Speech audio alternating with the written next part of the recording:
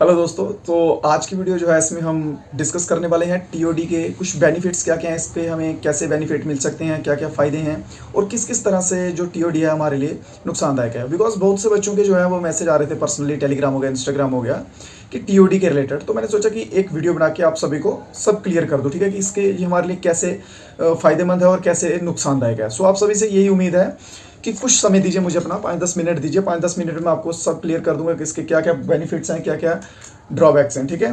सो देखिए, first of all हम start करते हैं। और ये एंडिंग जो है, ये एंडिंग होगी सब थिंकिंग पे, कि इंसान जो है वो कैसे चीज़ों को समझता है, कैसे चीज़ों को सोचता है, ठीक है। देखिए, समझने की कोशिश कीजिएगा।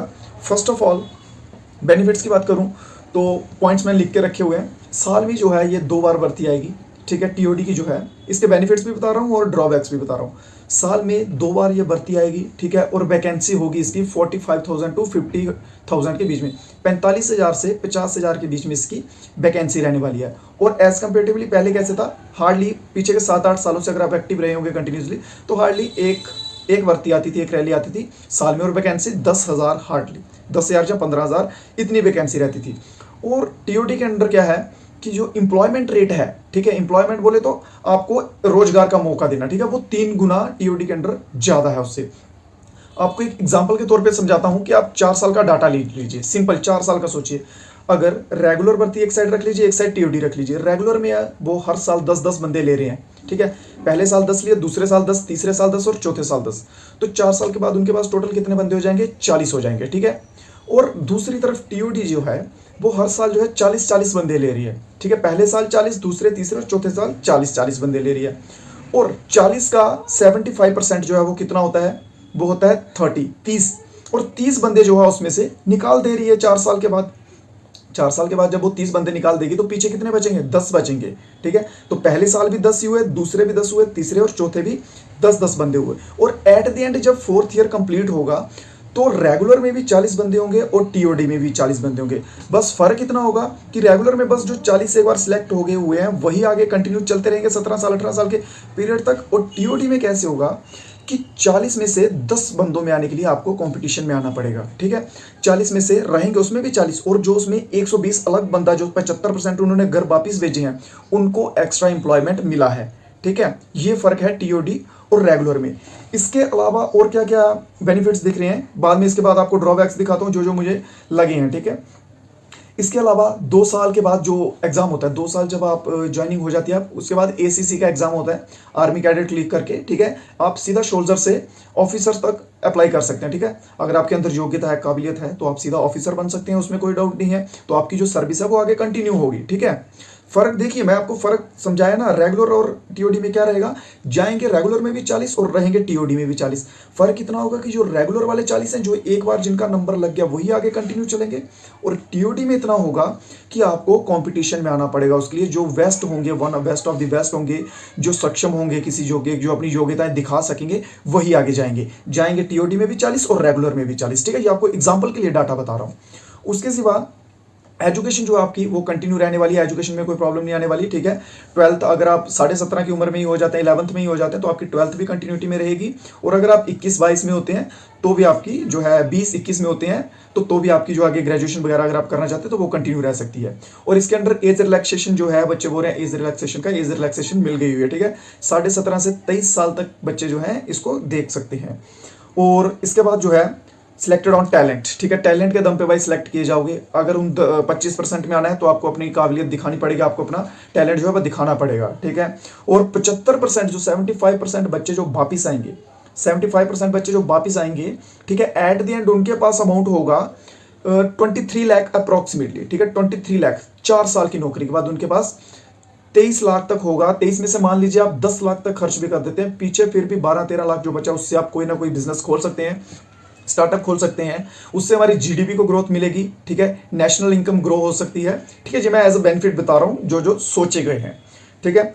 और उसके बाद फर्स्ट प्रायोरिटी मिलेगी, मैं खाली 75% बच्चों का बता रहा हूं जो वापिस आ रहे हैं। जो 25 आगे जा रहे हैं उनकी आगे कंटिन्यूटी रहेगी। पहले 17 साल का प्रोविजन था, 4 साल की टीओडी प्लस 15 साल आगे, 19 साल का उनका आगे कंटिन्यू हो जाएगा, ठीक है। जो 75% वापिस आए हैं उनको प्रायोरिटीज कहां मिलेंगी? बहुत से बच्चों का क्वेश्चन है कि सर 4 साल के बाद हम क्या करेंगे?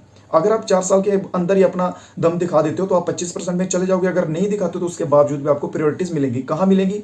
सीएपीएफ में मिलेंगी, श्राइन बोर्ड्स में मिलेंगी, डीएससी में मिलेंगी और स्टेट पुलिस जो सर्विसेज होती हैं उनमें मिलेंगी। ठीक है, और इसके सिवा और भी बहुत सी कंपनीज हैं जो दावा कर रही हैं कि हाँ, हम जो है अग्निवीर जो भी रिटायर्ड आते हैं 4 साल के बाद उनको हम जॉब्स देंगे। ठीक है, ये प्रायोरिटीज आपको देख रही हैं। और इसके बाद जो भी आपको अमाउंट मिलेगा at the end of the service, ठीक है, वो नॉन टैक्सेबल होगा। उसमें आपका कोई टैक्स नहीं लगेगा, कोई कुछ नहीं लगेगा, सीधा आपको हैंड टू हैंड मिलेगा। ठीक है वो। और इससे बेनिफिट क्या होगा? एक बेनिफिट इससे और दिखता है कि जितना भी यूथ होगा, एक टाइम देख लीजिएगा, अगर ऐसे कंटिन्यू रहा एक टाइम ऐसा आएगा कि भारत का जितना भी यूथ होगा, जितनी पॉपुलेशन होगी, सभी ट्रेंड होंगे, स्किल्ड होंगे। ठीक है, आर्मी की जो इसमें टीओडी के अंडर ट्रेनिंग आएगी ये 6 मंथ की होगी, 6 महीनों की होगी। ठीक है, सभी ट्रेंड होंगे। और इसका बेनिफिट कैसे होगा? देखिए, अब जब जैसी स्थिति यूक्रेन और रशिया में थी, मैं इसकी एग्जाम्पल पहले भी एक वीडियो में दे चुका हूँ, जैसी स्थिति यूक्रेन और रशिया में थी वैसी स्थिति अपने देश पे ना आ जाए। कभी भी किसी भी समय कुछ भी हो सकता है। ठीक है, और ऐसी स्थिति ना आ जाए, इसलिए ये चीज़ आपको एक बेनिफिट दिखता है इस चीज़ का आपको, ताकि उस टाइम पे सभी जो हैं उनको हथियार चलाना आता हो, वेपन के साथ डील करना आता हो। ऐसा ना हो कि जब ऐसी स्थिति आए तो अपना देश छोड़ के लोग भाग रहे हैं। देश छोड़ने की जगह डट के सामना करने की हमें हिम्मत होनी चाहिए। ठीक है, ये हो गया। इसके सिवा आप अपने आसपास देख लीजिए। टू बी ऑनेस्टली आप अपने आसपास देखिए, 24 साल के 23 साल के लड़के कितने हैं जिनकी नेटवर्थ या जिनके पास टोटल अमाउंट 10 20 30 लाख है? नहीं होगा किसी के पास। आपके पास इसके 4 साल के बाद 10 20 लाख होगा। उससे आप चाहें तो बिजनेस कर सकते हैं। अगर आप चाहें कि आगे और कोई जॉब में अप्लाई कर रहे हैं तो और भी जॉब अप्लाई कर सकते हैं। प्रायोरिटीज आपको मिलेंगे। आप समझते होंगे, भली भांति आपने अब तक फॉर्म लगाए होंगे। एक्स सर्विसमैन जो होते हैं उनकी वैकेंसीज हमेशा प्रायोरिटी पे होती है। ठीक है, तो आप एक्स सर्विसमैन की कैटेगरी में आ जाओगे, आपको उनकी जगह वैकेंसी मिलेंगी। ठीक है, और इसके सिवा नॉन कंट्रीब्यूटरी, ठीक है, ये आपको पेनल्टी मिलेगी भाई अगर आपको सर्विस के दौरान कुछ हो जाता है। ठीक है, या कोई भी इशू आ जाता है तो 48 लाख अनाउंस किया गया उसके लिए। और अगर अनफॉर्चुनेटली डेथ हो जाती है सर्विस में तो 1 करोड़ जो है, ठीक है, 1 करोड़ तक की राशि जो है उसके परिवार को दी जाएगी, नॉमिनी को दी जाएगी। और एक और डाउट है कि रिक्रूटमेंट जो है वो अब से कैसी हुआ करेगी, भर्ती जो है कैसी होगी? वो सब प्रोसेस सेम रहेगा, ये भी मेंशन्ड है। ठीक है, प्रोसीजर जो है भर्ती का वो सेम ही रहेगा, उसमें कोई चेंज नहीं है। और एक मेन बात जो प्रोटेस्ट के रिलेटेड है, बहुत से बच्चे प्रोटेस्ट कर रहे हैं। प्रोटेस्ट करना हमारा राइट है, हम कर सकते हैं, कीजिए। बट मैं आपको एक चीज सजेशन देना चाहता हूँ प्रोटेस्ट को लेकर, कि प्रोटेस्ट करना है एक मैनर में कीजिए।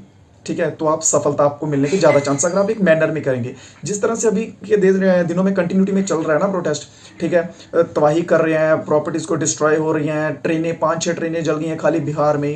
ठीक है, अगर इस तरह से कंटिन्यू रहा ना तो ये प्रोटेस्ट ज़्यादा देर नहीं चलेगा और अपने जो हमारे पॉइंट्स हैं उनके ऊपर हमें सक्सेस मिलेगी, इस बात की हम गारंटी नहीं ले सकते। बिकॉज इसका रिजल्ट आपको क्या देखने को मिलेगा?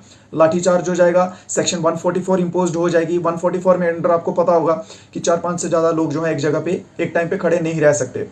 फिर उसके बाद डेफिनेटली अगर आप खड़े मिले, कहीं कुछ हुआ तो लाठीचार्ज होना संभव है। सो कुछ भी कीजिए एक मैनर में कीजिए, एक वे में कीजिए, ताकि जो है हमारी बात सुनी जाए, आगे सरकार पे भी इसका इंपैक्ट पड़े। ठीक है, अभी जो चल रहा है अभी सरकार कर नहीं दे रही हमें, पर बाद में इसका इंपैक्ट देखने को मिलेगा।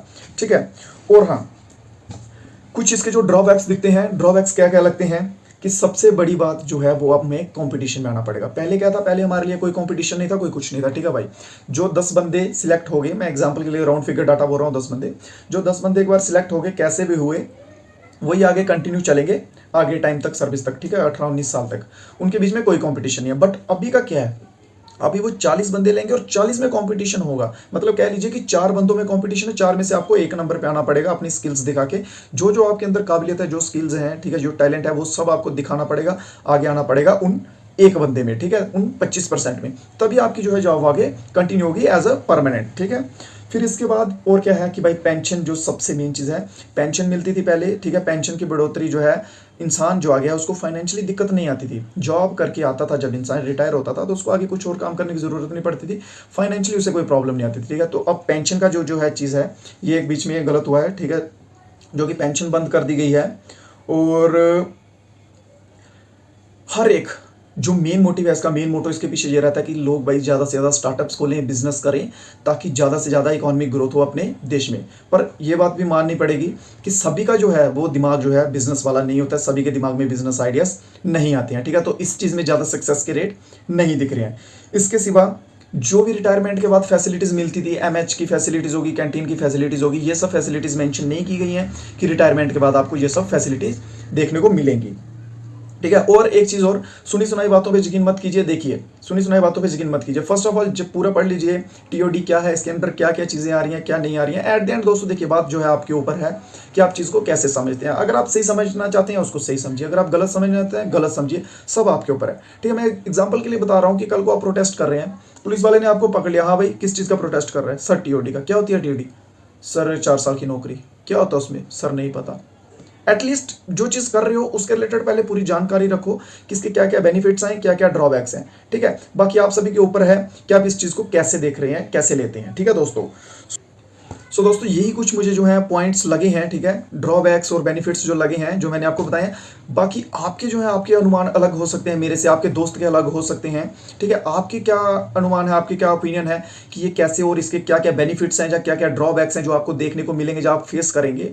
ठीक है, वो प्लीज कमेंट बॉक्स में जरूर शेयर कीजिए। सुनी सुनाई बातों में मत आइए, जो अपनी थिंकिंग से सोचिए दिमाग से कि आपको कैसे कैसे ये फायदेमंद लग रही है और कैसे कैसे नुकसानदायक लग रही है, वो चीजें शेयर कीजिए नीचे जरूर।